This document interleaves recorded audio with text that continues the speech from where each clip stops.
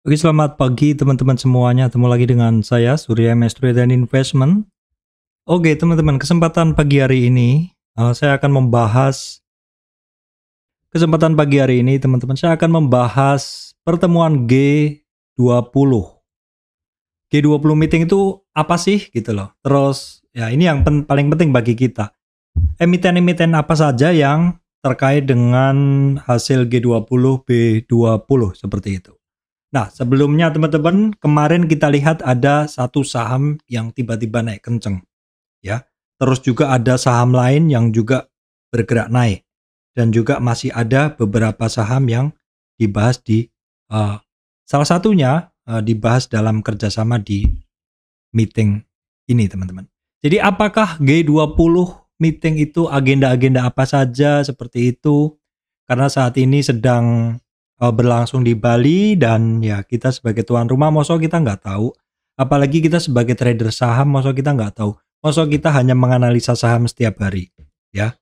Padahal berita ini sangat penting ya, karena di dalamnya ternyata banyak emiten-emiten dan banyak juga kerjasama dan di sini kita juga tahu bidang-bidang apa saja sih yang lagi dibahas ke depannya seperti itu teman-teman ya. Oke, langsung kita bahas ya teman-teman. Jadi ini adalah pertemuan G20 ya. Kalau sebelumnya teman-teman tentu masih ingat bahwa di tahun 2022 ini mungkin sering banget kita mendengar kata-kata inflasi ya. Suku bunga tinggi, inflasi tinggi, suku bunganya tinggi, hiperinflasi, resesi, krisis geopolitik. Ya, seperti itu dan istilahnya efek-efeknya seperti itu semua udah kita rasain dan juga saya juga udah membahas berkali-kali ya, sampai akhirnya saat ini kan yang sering dibahas adalah the perfect storm ya, gabungan antara hiperinflasi, resesi, geopolitik, krisis geopolitik. Nah, di video sebelumnya saya sering sampaikan bahwa kita ini adalah makhluk yang kreatif ya. Kita ini adalah makhluk yang kreatif, artinya ketika muncul masalah, maka kita akan mencari cara untuk menyelesaikannya atau cara menghindarinya ya, teman-teman. Cara menyelesaikannya atau cara menghindarinya. Pada kesempatan kali ini saya akan mengupdate pengetahuan teman-teman ya tentang pertemuan G20 yang sedang berlangsung di Indonesia, teman-teman. Ini salah satunya adalah di situ ada Summit B20 atau istilahnya ini saya bahas aja langsung. Di sini disebutkan B20 Summit adalah pertemuan yang sangat penting karena saat ini berlangsung di tengah terjadinya gejolak geopolitik ya. Di tengah terjadinya gejolak geopolitik. Saya akan langsung ke poin-poin pentingnya saja supaya tidak terlalu banyak memakan waktu.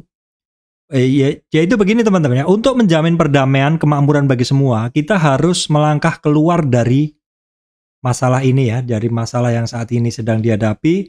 Kita harus melangkah keluar ya, melakukan sesuatu dan mencari inovasi, tidak semata dalam hal teknologi, tetapi adalah cara bekerja sama dalam pola pikir dan juga kebijakan ya.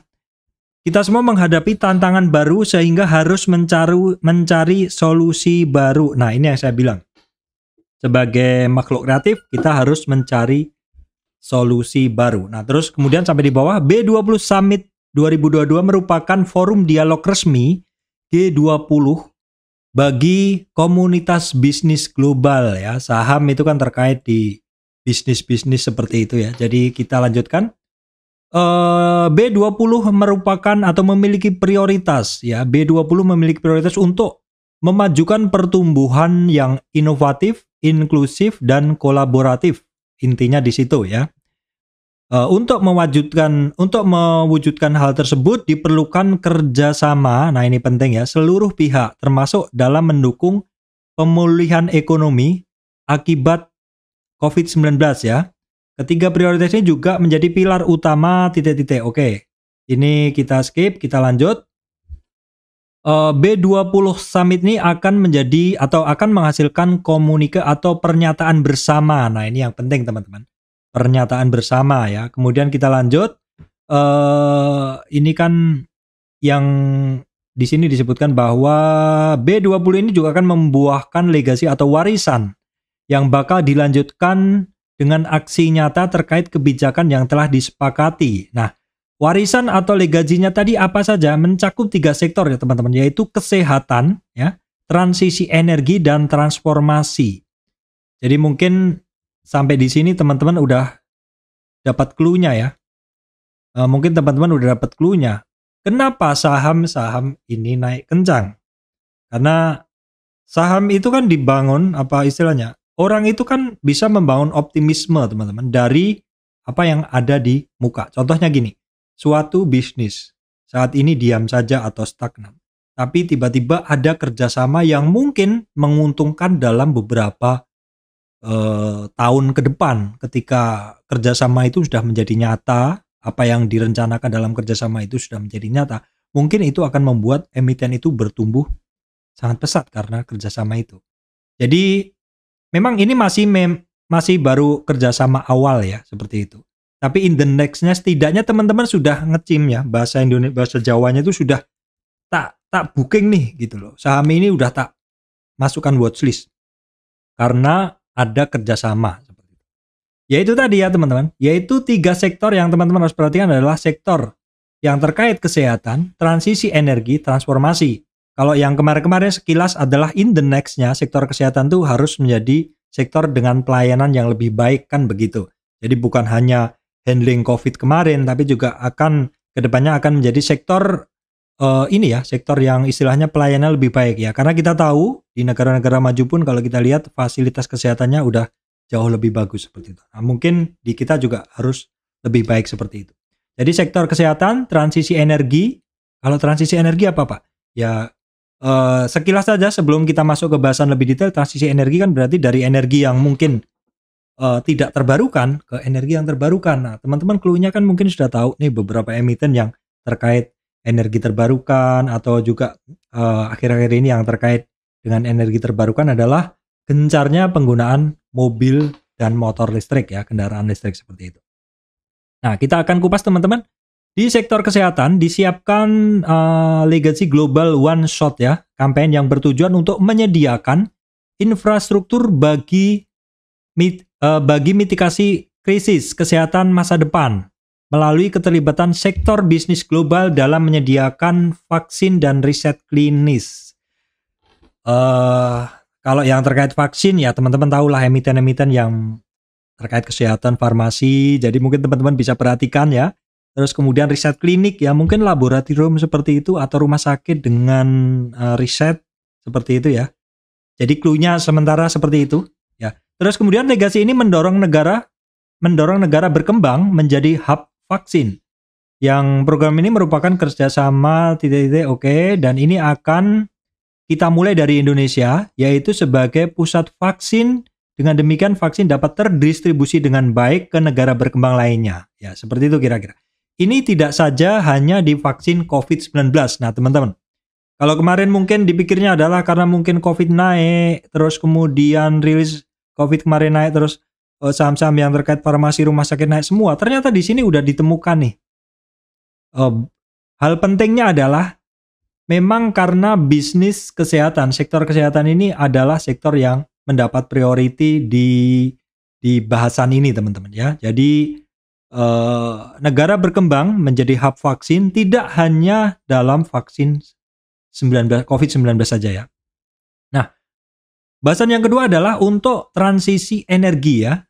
Maka yang dihasilkan adalah Legacy Carbon Center of Excellence. Saya belum tahu artinya ini apa ya.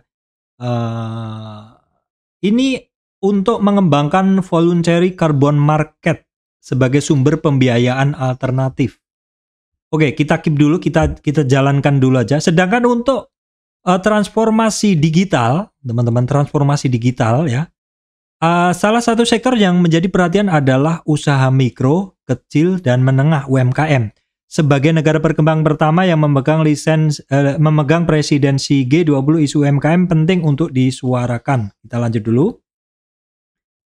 Kemudian kita akan lanjut dulu terkait ini legasi yang dicetakkan B20 adalah B20 Wiki sebagai sistem pendukung bagi UMKM melalui Wikilearn. Kita skip aja dulu ya.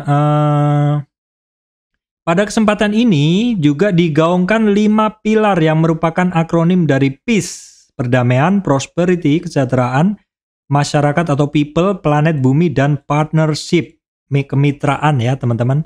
Prinsip ini dapat membantu mewujudkan pertumbuhan yang berkelanjutan dan inklusif yang menjadikan fokus utama gelaran B20 Summit. Kita lanjut dulu, karena saya udah sarikan beberapa teman-teman yang penting untuk diperhatikan teman-teman. Ya, mungkin ini bisa menjadi istilahnya ya saham-saham yang terkait ini mungkin kita bisa perhatikan lebih detail seperti itu. Nah, di sini juga ada beberapa poin yang saya udah garis bawahi tadi. Oke, saya baca dulu. Harus bekerja sama untuk melawan tantangan global yang beragam mulai dari inflasi. Jadi ini memang kaitannya dengan hal yang sudah saya sebut tadi. Kerjasama ini adalah untuk menangani tantangan bersama, tantangan global, inflasi, krisis energi, dan kelangkaan pangan. Seperti teman-teman tahu kan kemarin ketika terjadi konflik seperti itu, walaupun mungkin pasokan pangannya tersedia, tetapi suplainya kan jadi agak terganggu. Ya, seperti itu. Kita lanjutkan dulu. Ini perumpamaan aja. Dunia tengah menghadapi berbagai tantangan mulai dari COVID, inflasi, kelangkaan pangan hingga ramalan perlambatan ekonomi seperti itu. The perfect storm is coming. Kemudian kita lanjutkan.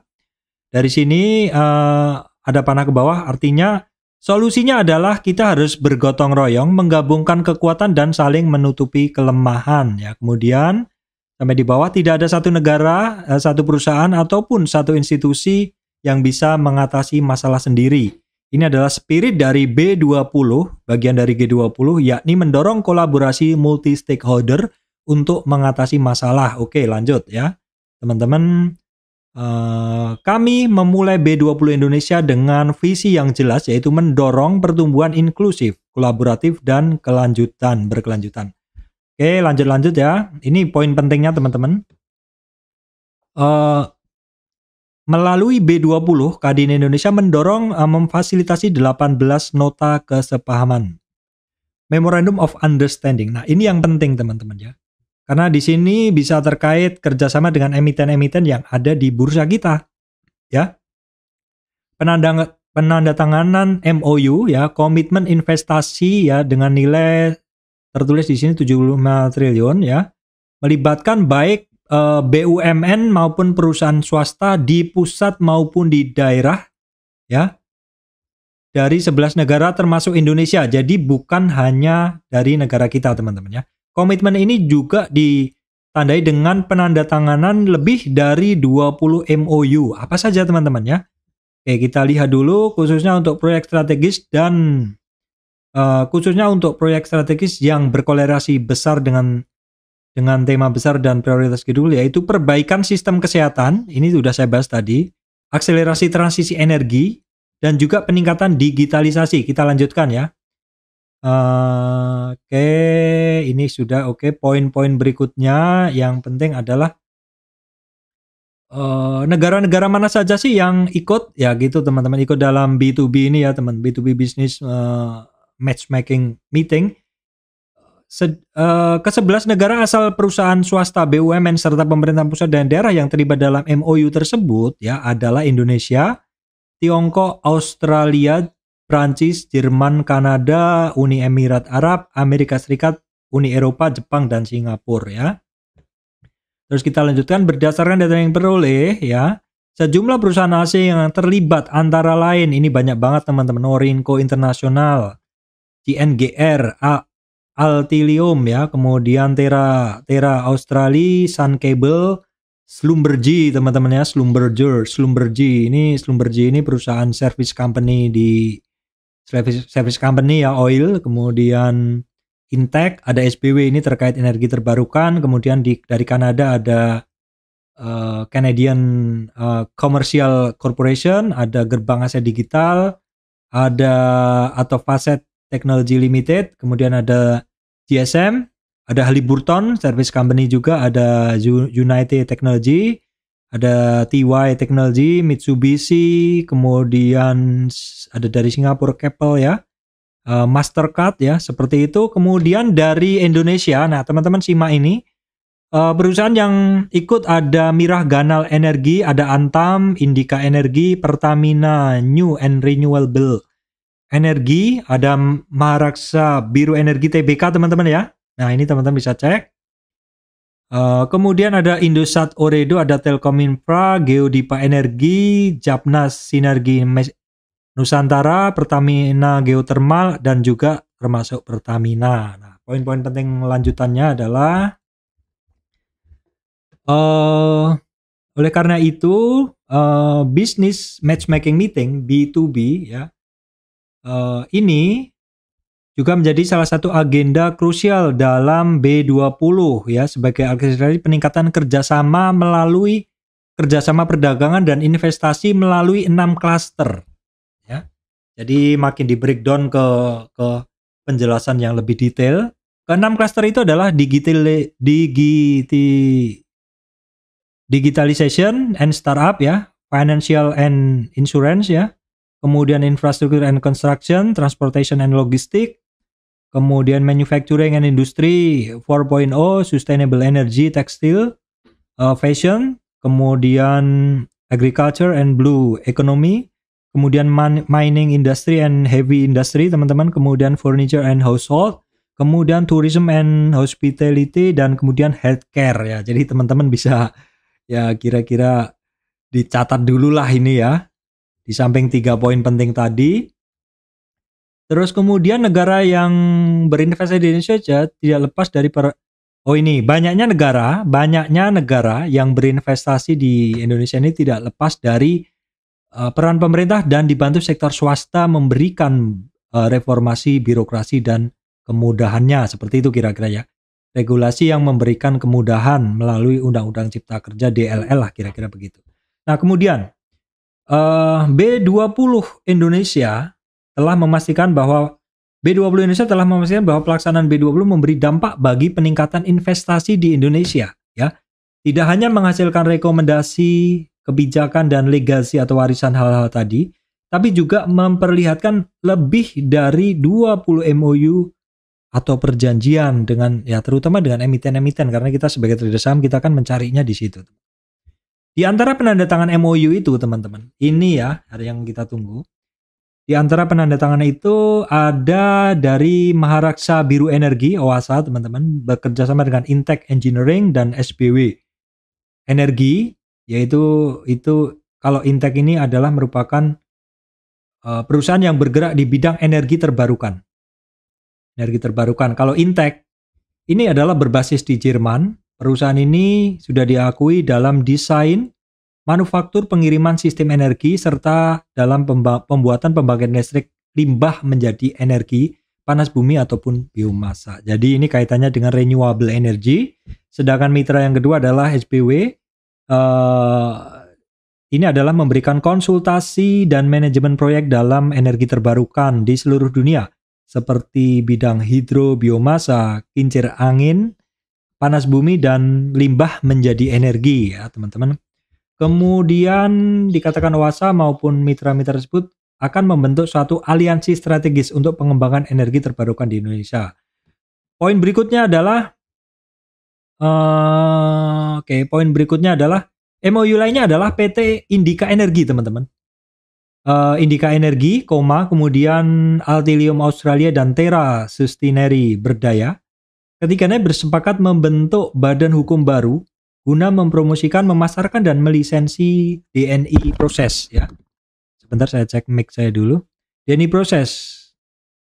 Yang pertama di Indonesia, proses DNI Altilium adalah teknologi tanpa limbah berkelanjutan untuk meniadakan kebutuhan bendungan tailing. Kita lanjut aja dulu. Dan pembuangan ke dalam laut. Ini terlalu teknis, kita lanjut aja. Ini sepertinya terkait dengan ini bagian bawahnya ya. Sebagai langkah awal, kemitraan akan berkolaborasi dengan Indika Energi untuk memulai studi kelayakan proses pembangunan DNI proses ya.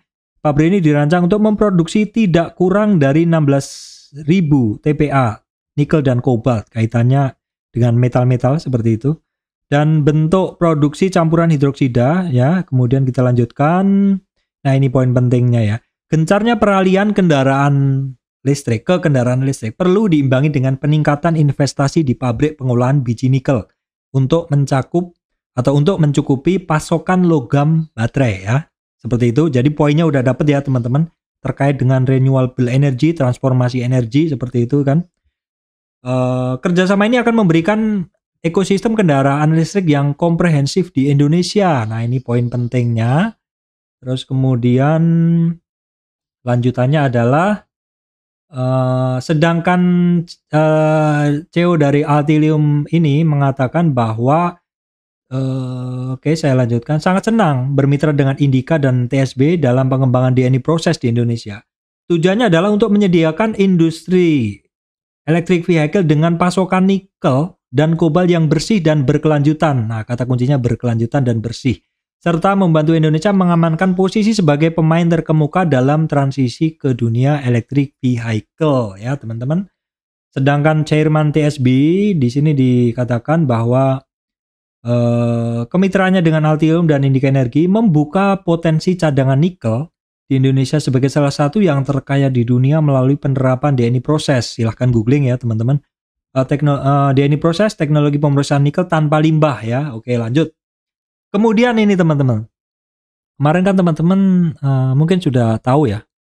Mungkin teman-teman kemarin udah tahu sektor yang terkait dengan obat. Kemarin itu naik kenceng ya terkait dengan obat KF ya. Nah, di sini teman-teman dibahas bahwa Kimia Farma melalui anak usahanya PT Kimia Farma Apotek menandatangani perjanjian kerjasama investasi sebesar 1,8 triliun dengan SWF, Sovereign Wealth Fund asal Tiongkok, yaitu Silk Road Fund SRF, dan Indonesian Investment Authority untuk pengembangan industri healthcare di Indonesia ya. Jadi mungkin itu dulu yang bisa saya sampaikan. Intinya poin-poinnya udah saya sampaikan, kira-kira bidang apa ya, bidang industri apa yang dibahas penting di sini ya teman-teman. Klasternya, ini klaster-klasternya yang udah saya bahas tadi. Yang ini adalah klaster tadi udah saya bahas ya teman-teman. Ada klaster digitalisasi, startup, keuangan, asuransi, infrastruktur, konstruksi, transportasi, dan logistik. Kemudian manufaktur, industri 4.0, energi keberlanjutan, tekstil dan fashion. Kemudian agrikultur dan ekonomi biru. Kemudian industri pertambangan dan industri berat. Kemudian furniture, rumah tangga, dan pariwisata dan perhotelan, kemudian kesehatan ya. Poin-poin pentingnya udah saya bahas semua. Terus ini hanya visualnya aja, dan ini prioritas pentingnya kesehatan, transisi energi, dan juga transformasi digital. Baik teman-teman, kita sebagai trader harus update dengan berita, apalagi ini kaitannya adalah dengan emiten yang mungkin kita beli sahamnya seperti itu. Jadi semoga video ini bisa memberikan manfaat untuk teman-teman semuanya. Terima kasih teman-teman semuanya.